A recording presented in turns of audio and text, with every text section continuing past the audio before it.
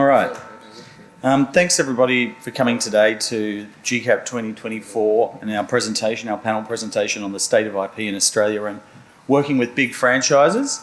So the purpose of today's panel really is to kind of take a deeper look at the relationships between brands and developers, be they larger or smaller developers, and look at the working relationship of not only how brands work with developers, but how those deals get over the line in the first place, how the relationships evolve over time, what it's like to work with established brands and what they see as the sensitivities around their IP as you develop and create new law, and some elements like that.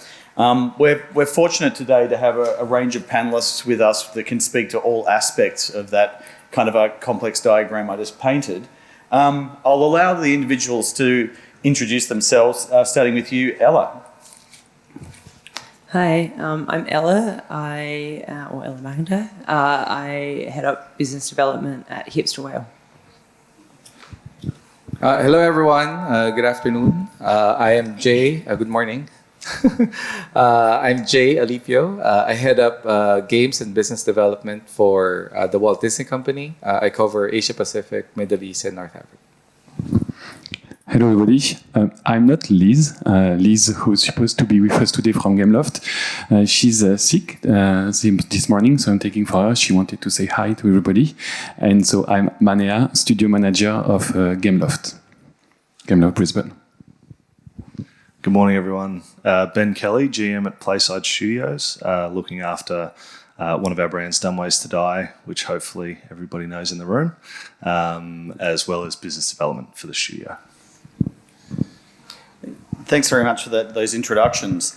I mean, I think that the interesting part about GCAP is it's an opportunity for the developers here to get a sense of what it's like to work with larger brands, bigger projects, start looking at how they escalate the size of their team and the scope of the projects that they're working on. So maybe we'll start with you, Jay.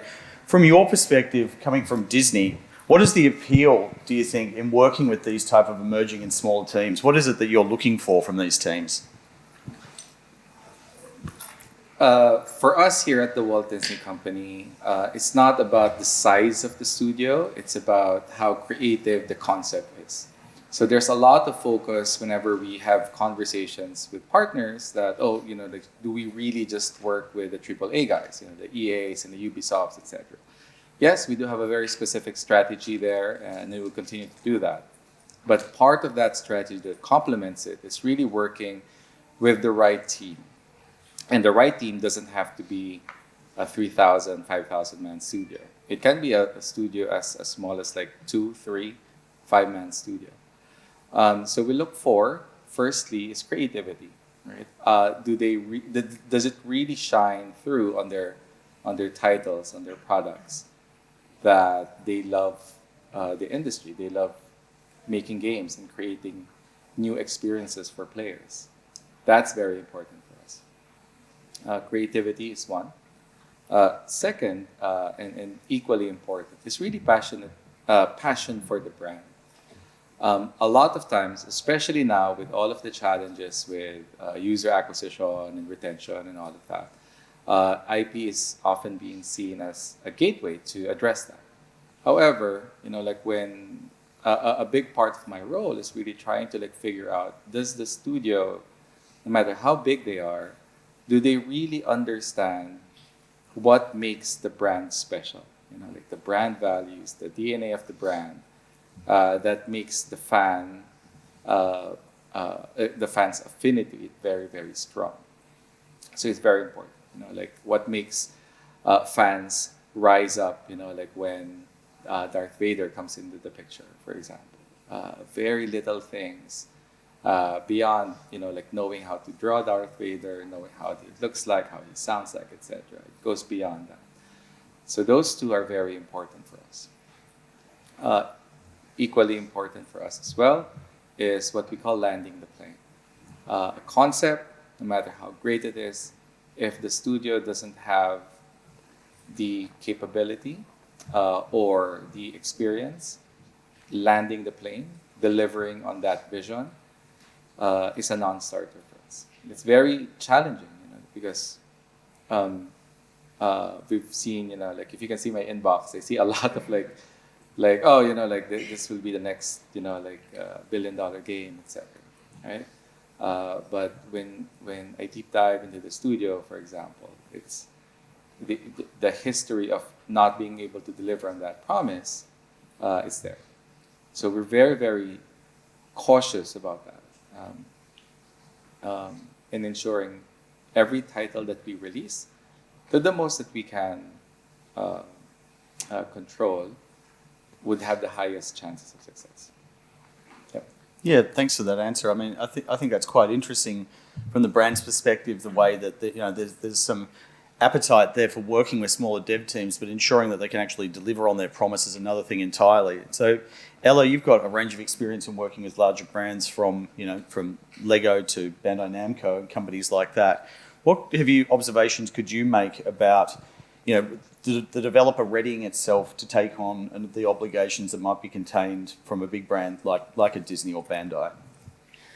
Yeah, I think one thing I've seen more IP holders be open to recently have been like content collaborations rather than a standalone big IP driven game, and that's how I sort of in the past have liked to work, because it's basically a small kind of, it's like the first date, is it get to know you, how do you work, because IP, every company, every IP holder has a different way of managing their brands. It might be a case of, someone like Disney has the massive apparatus and hundreds of people doing approvals, and then there might be a small company that has, they're dipping their toe in games for the first time, and they have only ever done physical product licensing, which is super duper different. So starting small there, but also I think finding those adjacencies, like,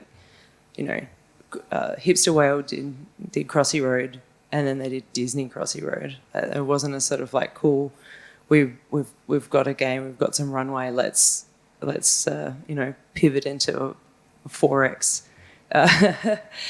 massive PC game or something. It was sort of really going, hey, here's our expertise, here's how we can complement the brand, our expertise and our the mechanisms that we've built up internally and the audience that we really know. How can we complement the brand here? And being strategic about who you approach, I think that has been, the big one. Like in my previous role, we made a Star Trek game, but it was a casual idle clicker Star Trek game using the Lower Decks IP, which is the sort of like funny sort of ex-Rick and Morty team that does the Star Trek Lower Decks IP. We weren't going in there saying like, hey, we know how to do a really hardcore mid-core strategy game, which also is a great fit for the Star Trek IP, but we found another avenue into it. So being really kind of, I think, conscious of what your own internal skill set that you've developed is, and being, I think, not to speak for Jay, but I think also being honest when you are talking to the IP holders about where you need to either hire or outsource. And I think my experience has been that the IP holders are really willing to, if they're into the idea and they trust you as a team, they are willing to help you find those partners. It's not necessarily a sense of like, it has to be your whole team, especially if you're a small team. Finding a development partner or finding a partner for a different market that's important to that IP. If it's Japan, China, Korea are good examples. So that's sort of it's a complicated web, but I think if you've got the IP, if you've got that match at the beginning and it feels like it makes sense, then it's much easier to find the missing pieces, but be honest with yourself about what those missing pieces are and what you need to build first. Interesting. And Manea, with Gameloft, obviously you work with some quite large brands. I'm just interested in how much creative energy you put into the pitching component of working with those brands versus how much you would then rely on during development. What would there be like a general standard of expectation of how much work would be gone into the creative, or does that come later? I think there is a lot at the beginning, actually. In Gameloft, we really believe that there is a big untapped potential in finding the right match, as you were saying, between the game genre and the IP. Because an IP is not a guarantee of success. You can have many games that have great IP that fail. And it's really how do you resonate, how your games will resonate with the IP strength and how the player will find that. So I think we've seen that several times in the industry in general. And at Gameloft, we were lucky to see that also with Oregon Trail, for example, or Disney Dreamlight Valley. And I think a lot of that starts at the beginning when you make sure that the concept you have really surf on what is strong in the IP and the fantasy of the people who love this IP.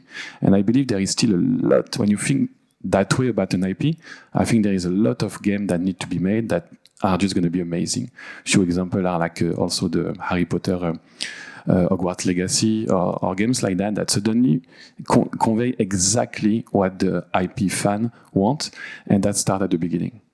That say, the beginning is just the beginning. It's hard to convey on that, to land the plane, and to make sure the game is true to its vision and iterate enough to make sure like it's not just on a PowerPoint, but it's actually when you play the game.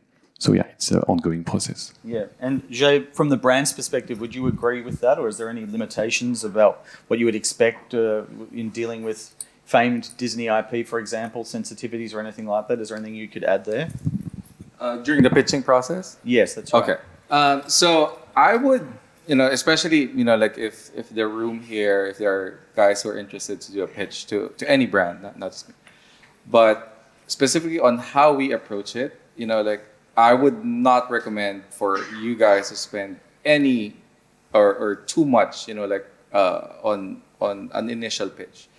I've seen so much, wasted energy creating a very, very beautiful pitch. There's like, even like a prototype, like a video of the gameplay, etc. Without an initial meeting, like understanding that, okay, does it really fit? Imagine, for example, a real world shooter game, but with the Toy Story, for example. Does that make sense? Right? So that might look cool, but obviously it breaks the brand, right? So I think approaching it in a way that establishing the relationship with the brand first is very important. And then having a temperature check. So we have within our pitching gates, very first one is really what we call pre-alignment. And pre-alignment really is about understanding that, okay, this is the type of game or the type of gameplay that we want to do, and this is the IP that we want to do, and these are the innovations that will be injected into this pitch. That's easy. That's it. It can be an email, it can be a conversation. Obviously, all with NDAs, etc. But it's very important that you get that before you spend resources creating a beautiful deck, because that will be needed, right? Like I've seen so much. Like for example, recently I received this deck. They already created a unique art style. It's beautiful. It's perfect. But two things, right? One, the genre doesn't match the IP, number one. And then number two, that particular genre, we already have something in our portfolio launching in a few years. So that's probably 3 months of work, like with creative and designers and pitchers, etc. down the drain. So being cautious about that, especially with teams that are strapped on resources, that's how I would suggest. Interesting. Okay, well, we've spoken a little bit about the sort of finding the right partner, the pitching creative piece. So let's assume then that you've moved on from that and it's like, all right, we're interested parties, we're looking to the contracting process. Ben, I might throw to you with this one. So what are the kind of complexities that often come up after that sort of honeymoon period when you're talking about all the fun creative stuff? I mean, I can speak to this as a lawyer about, the type of contractual issues that I see, that it's pretty dry, but I'm just interested from your perspective as a manager at Playside that works with a lot of third-party IP as well as your own IP that licenses back out. Yeah. What are the issues that you see? Yeah, I mean, really understanding what you're trying to get from these IP holders is really important, right? Like, you might be thinking you're licensing an entire brand, but the character likeness might not be in there. So understanding the exact thing that you're trying to license and what's going to make this game of yours or this idea actually really come to life is really, really important when you're going through that contracting process. But I mean, it all begins beforehand, right, in the conversations of what you're trying to achieve when you're sort of starting out. Those conversations with the larger IP holders or smaller IP holders.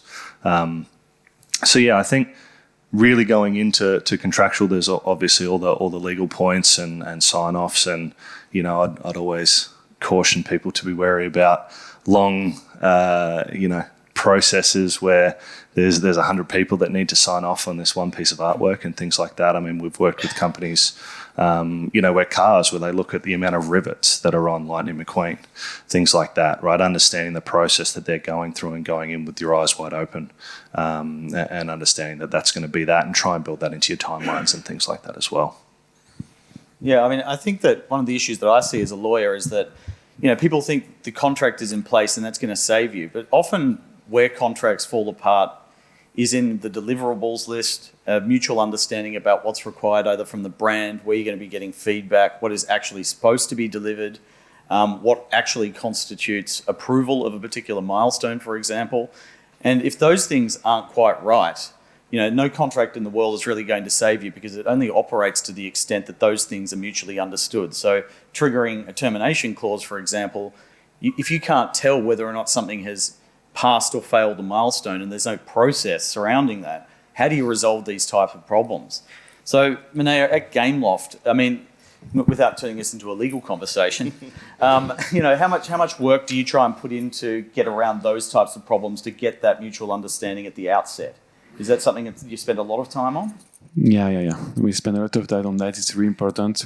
Each IP owner is different also. So some of them will really care about the detail of each milestone. Some other may also just want to talk about like the high-level story or stuff like that. But with all of them, it's important to make sure we have a clear roadmap, that we have a clear expectation of what is need to be delivered on the roadmap.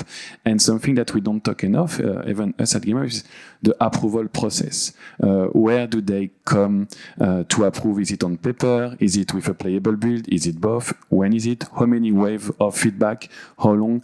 Because this it can really hurt the general roadmap and the general production. So yeah, if I have any recommendation for anyone here, is really to make sure we speak as much about the process of building a game with IP owner than the IP itself. And it's always more fun to talk about the characters, the story, etc. But this part we're talking about can really hurt the delivery or the trust of the stakeholder, of the IP owner in the team. Yeah, interesting. So, I mean, I find that the contracting process, let's assume you've gotten through that, everybody's comfortable with what you've agreed to. And eventually, what actually happens is that this has to become an effective working relationship. There has to be trust backwards and forwards, a mutual understanding of what you're trying to do together. So, Ella, perhaps you can speak a bit about that, good experiences you've had in that area, perhaps bad ones. Like, how do you think that this works well, and how important is communication? I mean, you can't say anything more about how important communication is, but I think to build that relationship, it's very important to have a really strong understanding of where the other party is coming from in terms of, I think, expectations. I think we're sort of, the market is mature enough now that there aren't really companies that are pinning, a lot of their, they see it as additive rather than a really important sort of a go-to-market strategy necessarily for their brand. Like, they recognise that licensing process is, they've got work to do on their side as well to actually generate a brand that is going to have legs in market, and is appealing for us on a commercial side as well as a development side. I think when I think about the sort of bad experiences I've had, or when trust has maybe not been as strong as it could have, has been when the partner, the IP holder, doesn't have the experience in market in games. So they might be, and don't really see it as a strong kind of piece of their brand strategy. It's sort of just something else that maybe can generate some revenue. They don't have a team internally who's done digital licensing of any type before. that can be really challenging. And they also don't have a strong understanding or belief in their own brand.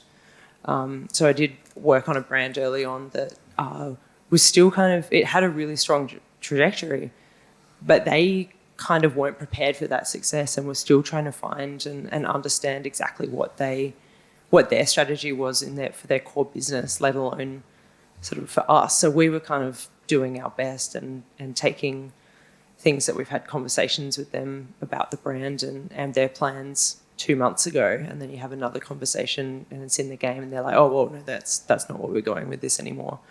So that can be challenging, but I think having that that understanding is really key. The other thing I think is just like it helps so much to be a fan of the game. I think, of the IP.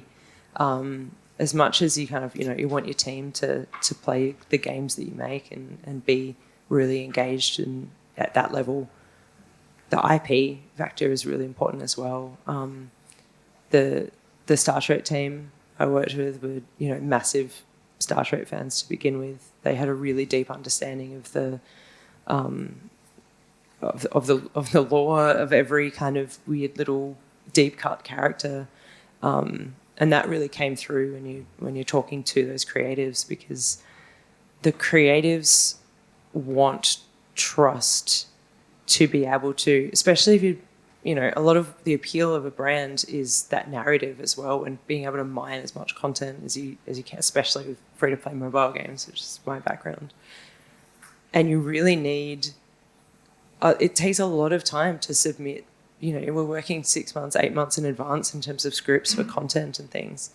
And if the showrunner feels like they need to be the ones, and they will be early on, but if you can't ever get to a point where you can the showrunner can hand off a script to someone else on that writing team or to a couple of other people on the writing team and approve it, then you're never going to be able to find the cadence to be able to support a game live in market or anything. So having those conversations and being really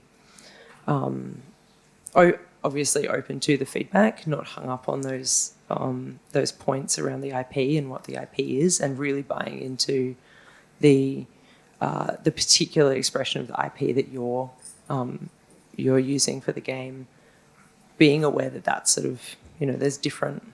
We live in a world now where there's lots of different versions of Star Wars, for instance. The Bad Batch is very different to Rogue One, which is very different to Empire, which is different. There's lots of different expressions of that, and you can't come into the sort of the vertical, the tween vertical on the Disney Channel with a Rogue One attitude. So being really clear about that as well, and with any creative relationship, it's a back and forth and a respect for each other as well is just, everything else is a lot easier afterwards. Yeah, I can imagine. Jay, from your perspective, you've got a smaller team full of people that are huge fans of the IP potentially. I can see some issues around, Ella was speaking about broader digital strategy on behalf of these brands and where the particular product you're working on fits in. But obviously, with large organisations, some of that is sensitive. You can't disclose all that information to the developer. So how do you manage those types of issues? If you get questions back from the developer, for example, that are outside their lane, how do you manage the relationship from that perspective? Sure. So it's all about, for us, it's all about expectation management internally. So first, a key part of our team is really making sure that we have our ears on the ground and hands together with all of our different lines of businesses. Whether if it's like the team managing creative and new shows for Disney Plus and studios, etc. We do know what's happening, in the next 3 years, 4 years, etc. We know exactly what's going to happen. But how much can we share externally? There is a lot of caveats there. Obviously, if someone is working, for example, Inside Out 2, for example, 2 years ago, then they need to be well informed on what's happening there, what are the characters that's going to come out, what's the soul of that particular film, and how does that that soul ultimately be brought to the game that we're trying to build.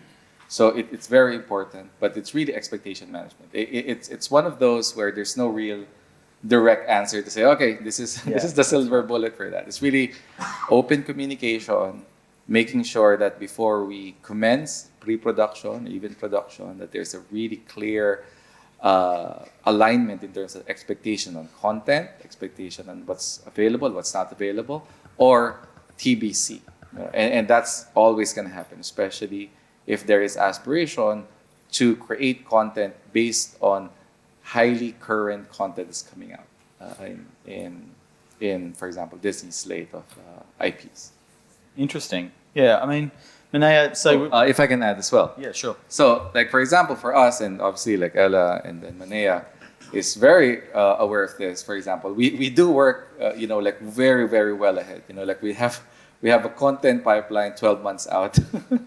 And not just from a production perspective, but even, just making sure that there is enough time to create awareness of what we're doing. If we know, for example, 6 months before that there's going to be an inside-out update on a Disney game that we're doing, like, we definitely want to make sure that piece of content gets enough awareness and opportunities to be marketed to the right audience and ride the organic push that we are doing ourselves through the studio marketing.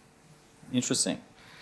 So, Manea, we've just heard from the brand's perspective about where limitations might be. I'm interested now in terms of managing a team. You've got some super cool IP that everybody in the team wants to work on. You've also got to manage other projects, other own IP. Can you give us some insights around how you manage those types of problems and managing team expectations in those areas? Yeah, sure.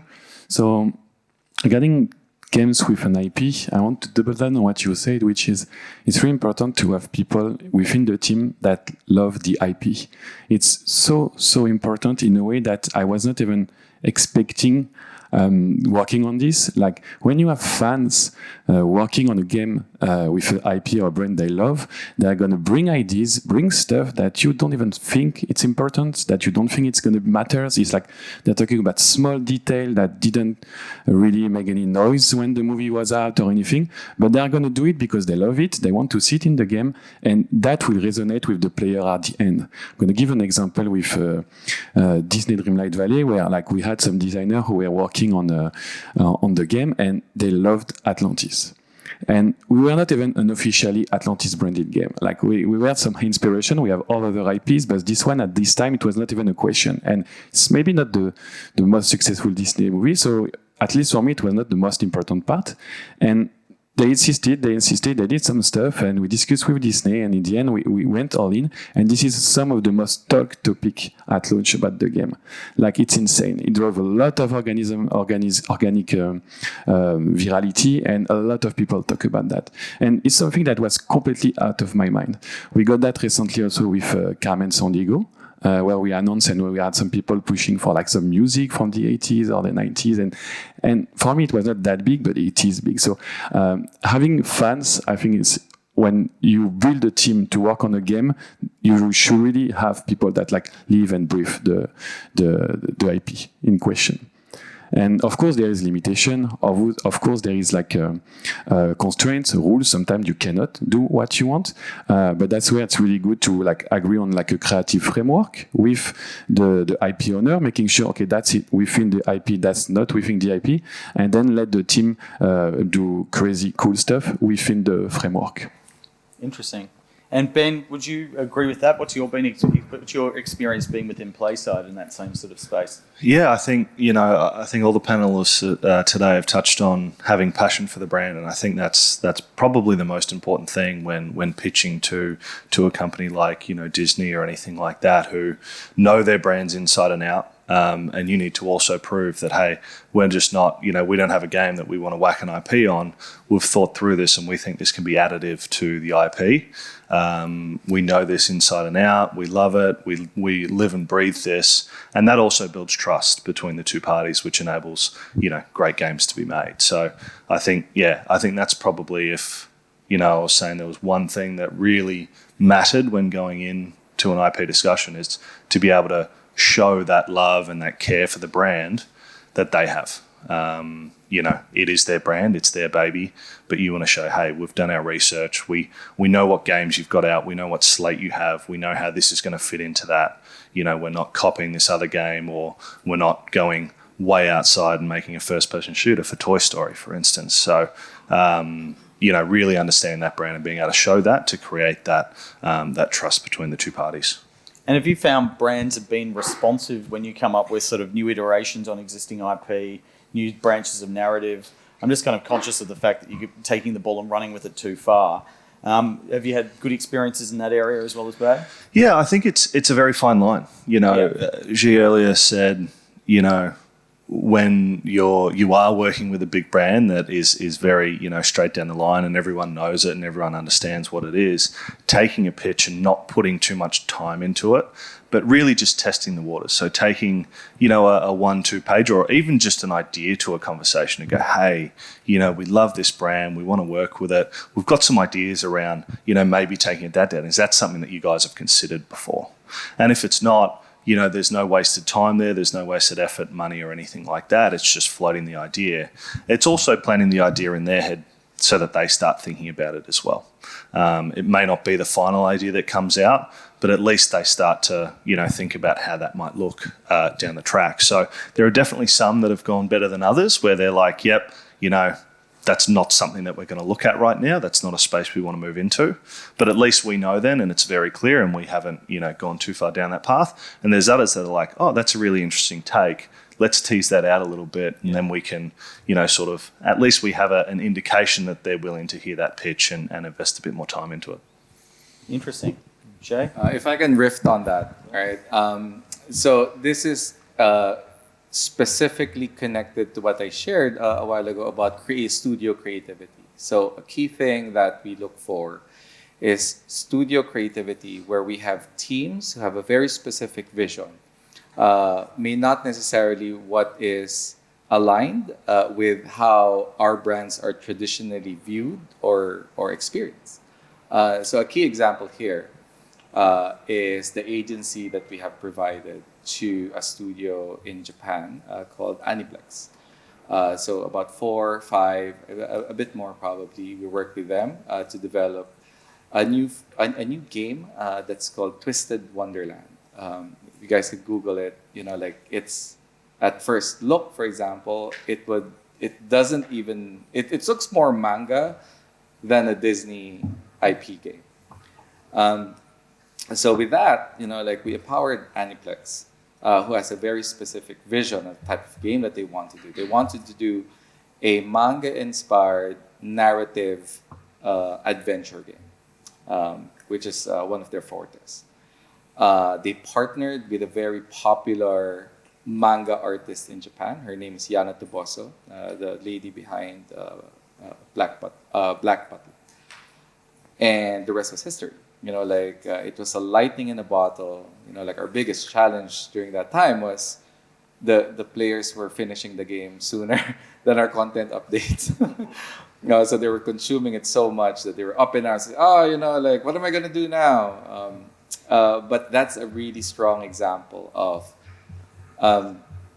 taking our IP and creating a different and unique twist to it. Create unique narratives, unique art style in a compelling gameplay that makes sense to the target gamer audience that they want to communicate with and to interact with.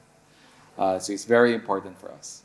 We're not here from the Disney perspective. We're not going to come here and say, okay, talented studio, this is how our IP looks like. Create a match 3 game out. That's not how we do it. How we do it is talented studio. What do you think would be the next billion-dollar game? What art style? And how can our IP help you achieve that?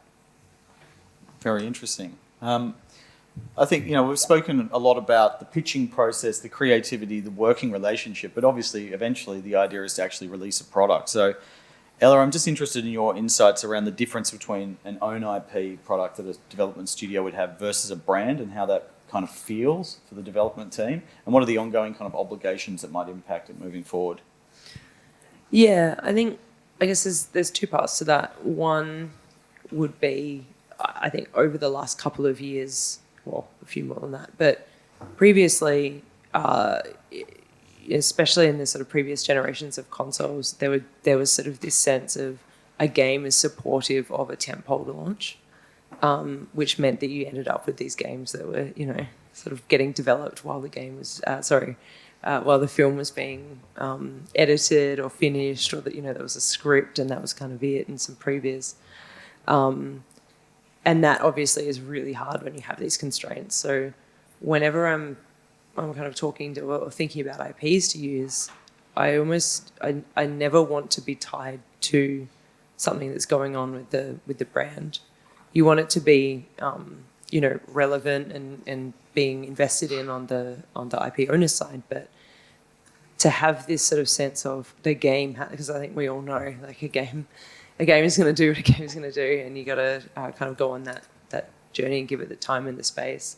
So having this external pressure of, it's got to come out with this launch or this release or something is, I think, it doesn't do service to a good game or a good product, which in turn doesn't do service to the fans. And then you've kind of, it's like, why did we use the IP in the first place? The benefits aren't there. In terms of sort of stuff to look out for, I think the things that I've seen kill games is kind of happens very early on the development side, on the contracting side. So often models now, and I don't know, Ben, if this is something you've seen that's different, but we tend to not work with an upfront licensing fee, and there is an agreement, you'll have a 3 or 4 year agreement for licensing the IP, and in that time you have what's called a minimum guarantee, where you guarantee to return a royalty of X $1 million over the lifetime of that game, or lifetime of that agreement. And then there are things like, a guarantee of marketing support and spend on your side and things. And I think previously, less so now, but in the past where that has been challenging, and just talking to other developers as well, is when those incentives aren't aligned. So if the developer is not obligated to spend on the marketing side, that can mean that it doesn't get that support. It's not as thought of importantly internally. It doesn't have the focus of the studio. But then on the other side, if there is a really onerous marketing overhead, then that becomes really challenging, and it's very hard to scale the game, because you've only got so much budget to go around. And then on the minimum guarantee side, you want to make sure that your fundamentals look good on a spreadsheet before you get too far down the line of a game, because it can be the difference between a profitable or an unprofitable game, or a game that you can't or won't support. So yeah, you sort of want to be really clear about what those look like. And I think there is, a good partner will have the flexibility and the understanding of the market and where the market's looking like it's heading, or where it has been, that will work with you on that, especially understanding your studio and things.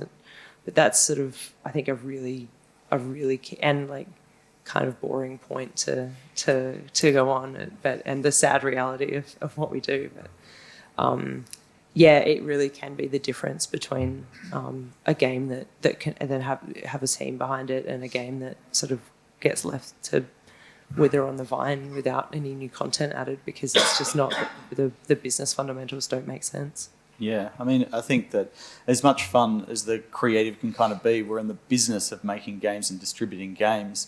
So, Ben, I'm just interested on that, like some of the intangible benefits that you've seen, quite outside of just working with creative IP, but for the broader team, upskilling them. Any insights you can share about those intangible benefits that you might get along the journey of working with an external brand? Oh, absolutely. When working with big companies, Disney's a great example, where they've been doing this for a long, long, long time, and we can learn a lot off them, and how they operate and all of that sort of stuff. So when we are working with brands, we want to understand why they're doing what they're doing and how they got to where they are, and understand their processes that lead them to keeping a very tight brand. You know, we've got a new brand with Dumb Ways to Die that we're trying to really, really establish, and we've taken a lot of learnings from the likes of Disney to understand how to really keep that tight and not go too far outside of the guidelines, while continuing to expand and attract new audiences. So, I mean, you know, if you're trying to go in and tell Disney how to do the thing, you're probably in the wrong business, and I don't think that relationship's going to go too well. You know, so understanding and learning from what they're doing, and what some of these big brands are doing is very key to how we operate. Yeah, and Manea, I mean, obviously you've worked with some big brands in the form of Hasbro. Just before we start going to some questions, just interested in the post-release phase around consumer expectations about how your product fits into the broader lore of that universe of My Little Pony, for example. How have you found that experience of dealing with customer and client and consumer feedback? So there is a lot of, with every brand, but especially with this one, there is a lot of people excited by the brand, excited by the characters, the universe, the city, stuff that you learn a lot about IPs. Even if you're a fan of them, you learn a lot while working on them.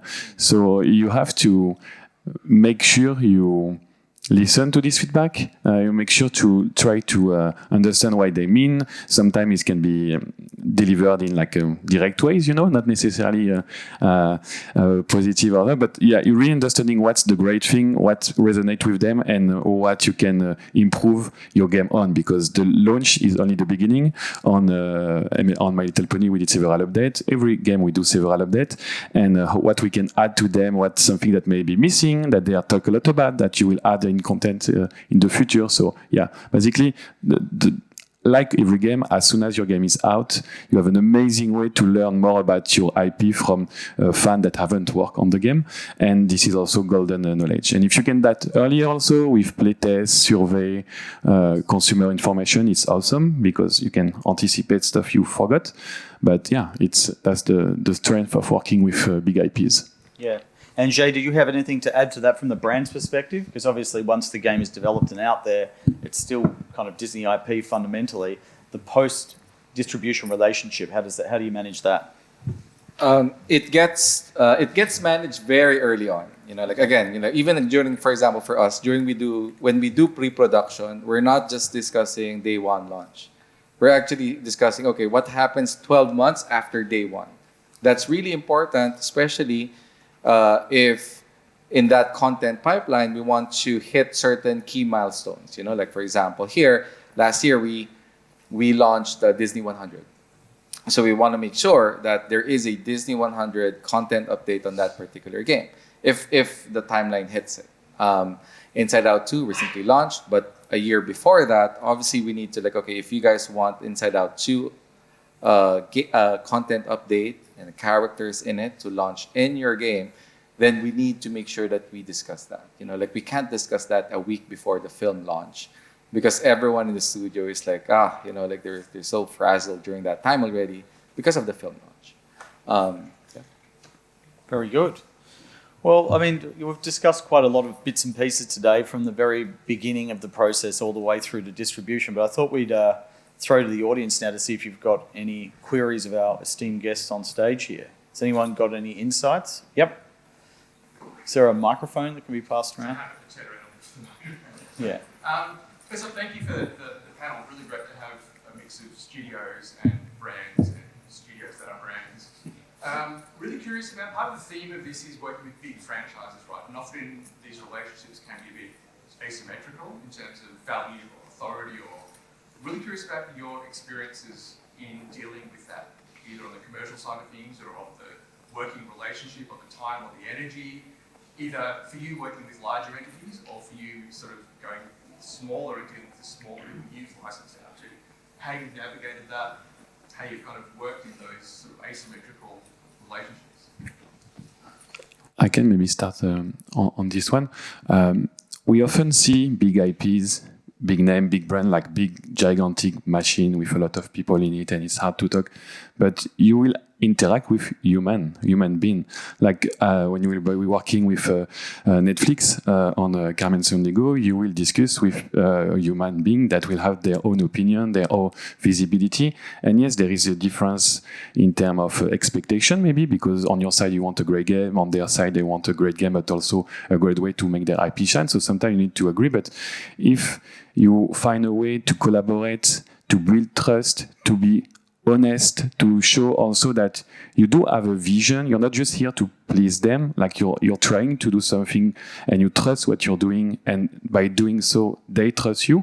It facilitates a lot. So for me, my recommendation would be really like, don't see that as a big machine, see them as human being, and like you will do with your neighbor or your colleague, build a trustworthy relationship, and it will help a lot in the future. If I can add on to that, so us from our perspective, how we manage it is at the very, very beginning, we set up the expectation on what is expected and what are the roles of each group. So we view it as the studio is the expert on game design, development, and publishing. That's why we're partnering with them, you know. And for us, we're experts on the brand. Even though we have teams that have been in the games industry for a very long while, they have produced games, they have designed games, etc. We don't go to the studio to say, "Hey, Hipster Whale, I'd like you to do a 4X game for us," you know, like with Simpsons, for example. You know, and this is how you will do it. This is the art style. You know, it's more like an outsourced model. We don't really do that, right? The idea is that we are all ears and very much open to hear great ideas on how we can develop unique experiences for gamers and have our brand participate in that creative process. Thanks for those. Anybody else? Nick? Thanks so much to Cam and to the panel. I'm an IP lawyer like Cam, and this has been a million times more interesting than a legal presentation. Easy. But I just wondered, both from a game developer's point of view and from the studio's point of view, when you're developing such a thing, are you both looking at it where, so long as your values are aligned and you feel you can work with these people, you trust these people, and so on, how much of a factor is revenue? I mean, clearly revenue is very important, but it is the only factor, or is it in fact less than 50% of the factor? I'm happy to give this one the first shot. I think, you know, we are in a business and revenue is always going to be important. But with brands internally, there's so much more to the brand than revenue. It's eyeballs, it's, you know, pop culture, all that sort of stuff. And whereas, you know, other products might just be revenue generators, games can be seen as opening up audiences, you know, and things like that. So I think understanding when you're going into that agreement what this is trying to achieve and what this partnership is trying to get out of each other is really, really important to establish from an early point. Yeah, I think it comes down to your goals as a studio. Are you using it as a launch pad to work with a bigger brand in the future? Do you want to kind of get some runs on the board in a particular genre or kind of move into different areas? You know, there's lots of different reasons why you'd sort of keep a game alive rather than kill it. But then I think, yeah, it just comes down to partner strategy really and being clear about what and understanding your partner. I think that's the key thing, and not making assumptions about sort of where your game sits in their strategy and being really sort of communicative about that and setting that up from the beginning, but in the lifetime of the game as well. Because, you know, a game being in live service for 5 years, that's going to be a different conversation. It's going to sit differently on both sides of the balance sheet. And it, you know, is the difference between, do we want to re-up this license? Do we want to change? Like, maybe yes, we do, but we need to look at the licensing to renegotiate these terms so that we can keep it alive internally, is that valuable for you, or actually they're going to sunset this brand. So, you know, there's just, again, I think it's just about being really, really clear and not making those assumptions. Yeah. I think we've got time for one or two more. Anybody else? Yep. Yeah, you. What are sort of like the avenues or pathways if like a studio wants to do those sort of collaborations? Like what are the avenues to do that? Jay, do you want to take that one? Sorry, when you say avenue, what do you mean? So like how does a studio reach out? Oh. to those, like, business LinkedIn. No. Yeah. So for me, you know, like it's either friend of a friend or LinkedIn reached out, and it's really, so similar to what I shared a while ago. Like I think establishing that relationship first and understanding that you know, like if we're a small, for example, we are small, but we punch above our weight type of studio. We have some success, we have a great concept, and we think that if we add your IP on it, it would bring it to the next level. I think that's the right way to do it. You know, like I highly discourage, at least from my experience, both at EA and Disney, not to go all in before establishing that relationship. You know, like don't make any decks, don't make any new art, you know, like a full art style, etc. Because that's going to be like a waste. You know, like unless, for example, that is like an overall general pitch that are trying to do, and then you're trying to like figure out, okay, what would be the IP that makes sense to it, then obviously, you know, that's in your prerogative. But if you have a very specific idea for a very specific IP, establishing that relationship and understanding what are the requirements of that IP is very important, because you might have the greatest concept in the world, but the opening, for example, in the slate is, okay, the soonest that we can launch is 2028. So would you have the agency? Oh, would you have like the runway, for example, to wait for that? You know, like, and again, it's a bigger conversation, but start off first by establishing that relationship, establishing the studio, having clearly communicated your goals, and then go deep in terms of what type of pitch you want to do. Yeah, it's always a human, as Manea said, at the other end of the phone or keyboard or call. So, and there are also, like, LinkedIn is true. Like, there's people whose job it is to just do this and meet developers. I also will often just, even if we have no particular plans or no particular pitch, just sort of say, hey, what's important to you as a studio? What have you got coming up in the next however many years? Because, yeah, we're working years away. There might be something, might be an idea. They might say, hey, I really want a studio to look at this opportunity because I really believe in this IP. So just chatting, just talking. LinkedIn and GCAP. Events like this one are amazing to get to know people, and in Australia we have this event which is just perfect. Everybody's here, you can discuss with a lot of IPs, you can discuss with a lot of studios, so perfect place to be. All right, unless anybody's got any burning questions, I think we'll call it there. But thanks everybody for coming along, and round of applause please for our panelists.